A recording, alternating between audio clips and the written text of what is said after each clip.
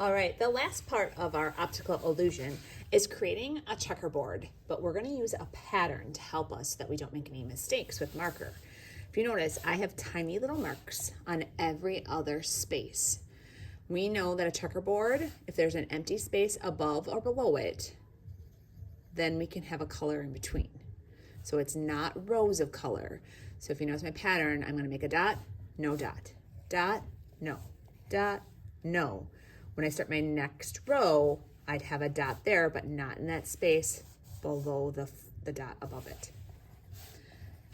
I like to do one triangle at a time, making sure everything's lining up. Then I can move to the next corner.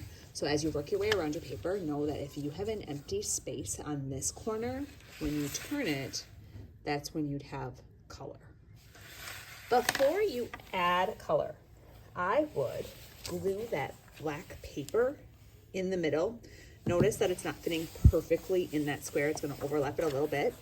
This is going to save you because you know you don't have to color anything that paper covers up.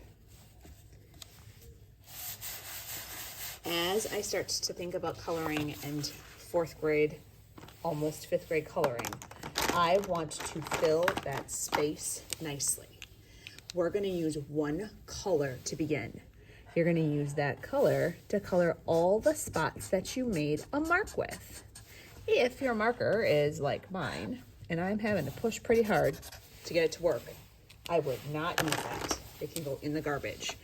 You'd hate to do all this amazing drawing work and then have a marker that doesn't show your amazing work off.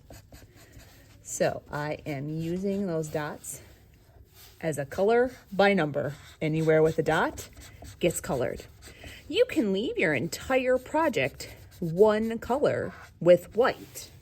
Or if you look at some of the examples on the smartboard in a minute, you'll see that some people work faster and they might finish that first color and say, hey, I kind of want to color a second color and not just have it white.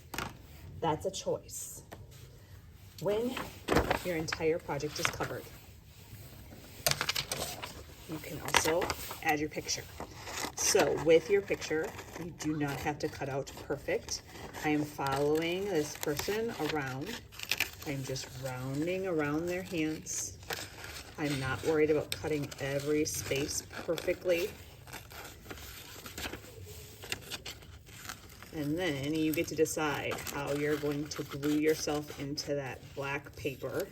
I'm not worried about the space between the legs. If I cut that, I think I'm going to make some mistakes. So I'm going to put just a little bit of glue around the back side. And then you can decide if this is the top or if you're falling or at a diagonal. You get to create the space.